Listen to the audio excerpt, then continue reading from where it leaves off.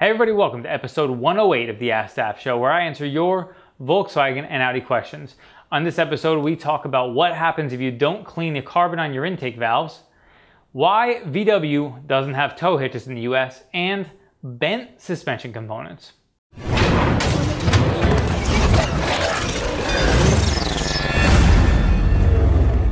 Chuck Walla via YouTube says, what happens if you don't clean the carbon buildup on your intake valves? Okay, so what happens if you don't clean the carbon buildup on your intake valves?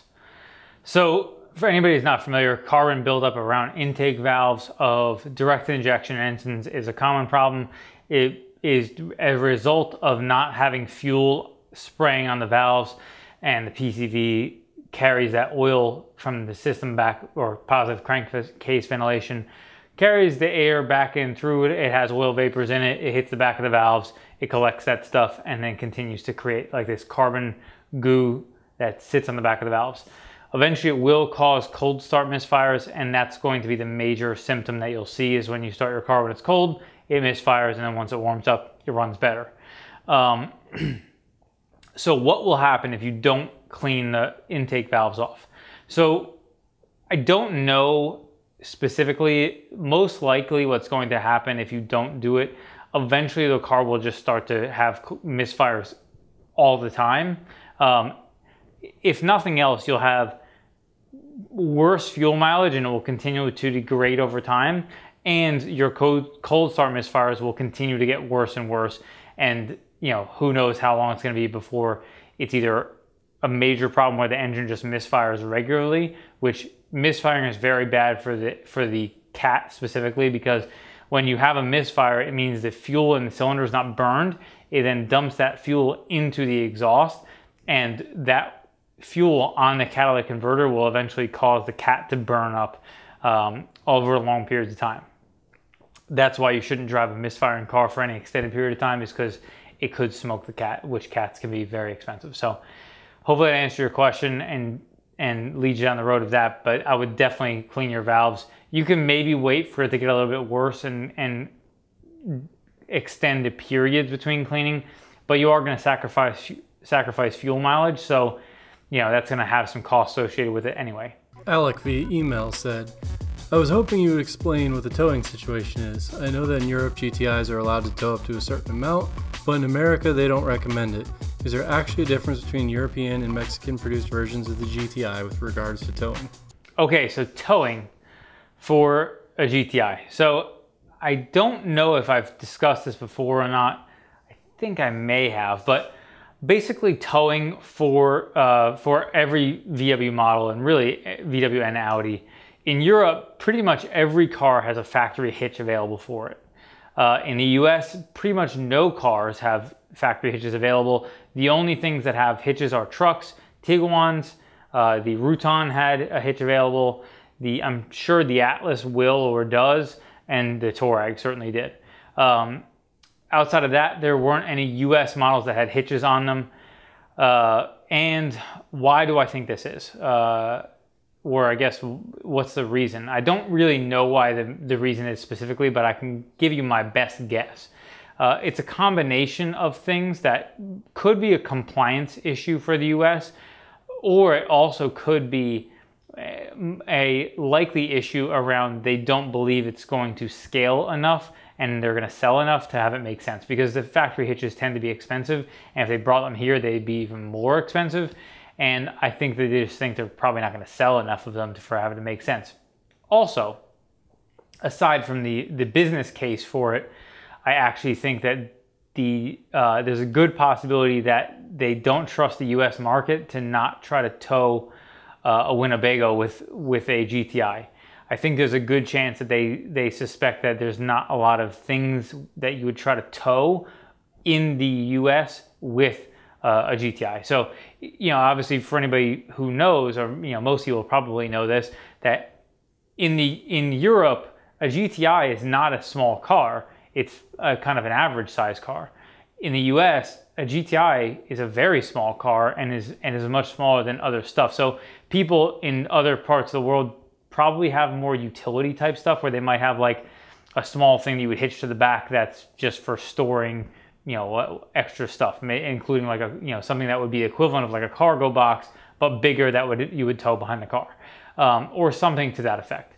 Things like bikes and all that stuff, I would expect as well. But those are the reasons why I actually believe why. I think it's either a trust in the U.S. market, compliance, or business case. Probably some combination of those three things, but I don't have details specifically why. We do not mess with tow hitches from Europe. We've had people ask us to import them. Frankly, it's so expensive, it just doesn't really make sense. You're better off just finding a local place that offers tow hitch stuff. But the factory tow hitches are cool. A lot of times they have motorized hitches that go in and detract underneath the bumper. So they're pretty cool.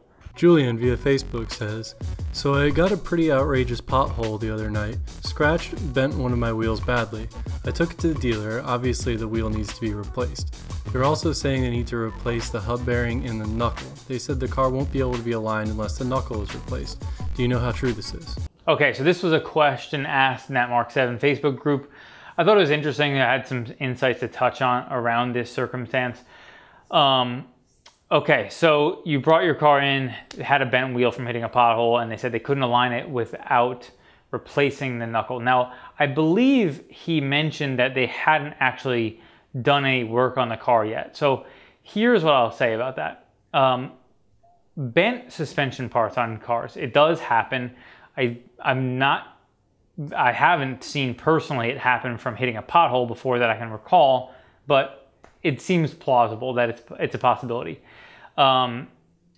With that said, if a suspension component is bent, generally, unless it's bent very badly, you're almost certainly not going to notice it until you go to align the car. So if you were to compare them side by side, if you were to visually inspect a part to say it's bent and needs to be replaced for alignment, the only way you would be able to do that is by looking at it and see it's very clearly bent. And in that case, you should be able to have them show you the part that's bent. It's very common practice in any shop or any dealership or something like that. If you were to have a circumstance like this, that you had a bent wheel, they say, hey, you need this part, and actually knuckles on Mark 7s are expensive because they're aluminum.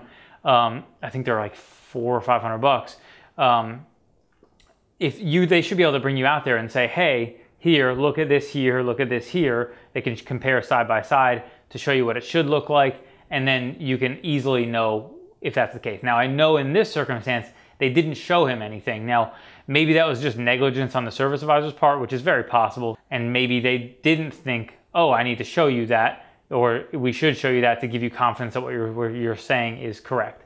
If that's the case, then it's an easy question to ask and just say, hey, can you show me exactly what's going on?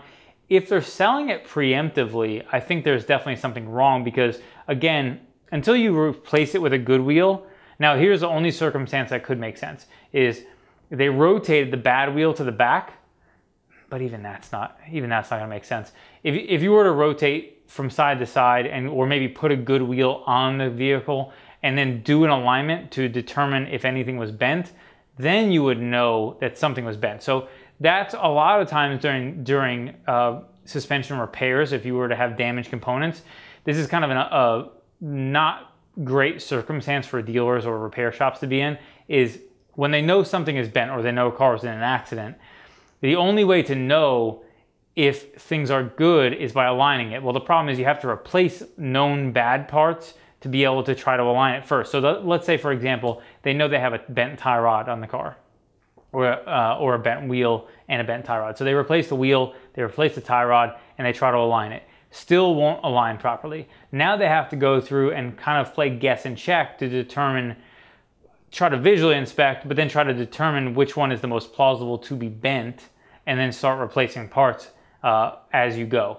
Unfortunately, in that circumstance, there's really no like geometry check you can do to make sure things are perfectly, exactly a certain way, unless you can do it by looking at the parts and measuring them in some way. But generally that's not going to be the case from my experience. Usually you're going to find things that are bent, but it's going to be so slight that it's not enough that you can actually see it visually or measure it in any notable way. So hopefully that helps anybody in this circumstance and can help you at least have confidence of what people are telling you is correct in that circumstance. Oh, and hey, we can get you the suspension parts if you need them. Baylock 1988 via YouTube says, would spraying the inside with some WD-40 or silicone spray will make it easier to snake the loom through? Okay, so this question was actually asked on our new facelift taillight harness video. We have our DIY on that I will make sure I link to in the description, where you can check out the harness, the lights, and then also that new video showing you how to install all that stuff. But they were asking about spraying WD-40 because the boots are rubber and they kind of tend to snag stuff coming through. I absolutely never, ever, ever would spray anything electrical with WD-40. It's an oil-based thing. You don't want oil on electrical things. It's not going to be good for the wiring. You definitely do not want oil in that system. So, and even if you say, okay, it's on the outside of the stuff, I wouldn't want oil wire loom, because all of our stuff is taped with the factory harness tape. I wouldn't want oil all over soaking that factory harness tape up. Eventually it probably will make it peel away and deteriorate anyway. So I definitely would not spray WD-40. It's really not that big of a deal. I wouldn't even, the one thing you could do is spray something like a silicone spray, because it's not oil based and it will go away. So normal silicone spray, not like lithium type stuff. But that stuff doesn't stay for long periods of time. It's just there. It'll work for temporary, then it dries up and it's gone. That type of spray could be something you would consider, but even that, I wouldn't mess with. It's probably gonna do more harm than good, because if you lube up a bunch of stuff that is supposed to be, you're supposed to be taping the part of the snake parts to the snake on the wiring to pull it through. If it slips off, you're gonna get stuff hung up inside the boot if the tape isn't adhering properly because it's sprayed with silicone. I wouldn't mess with it. Just be a little more patient, let it get through. That would be my advice in that circumstance. Thank you so much for watching episode 108 of the Askdap Show, where I answer your Volkswagen and Audi questions. If you have any questions or comments about the questions answered in this show, be sure to leave in the comments below. If you like this video, be sure to give a thumbs up and subscribe for more like it.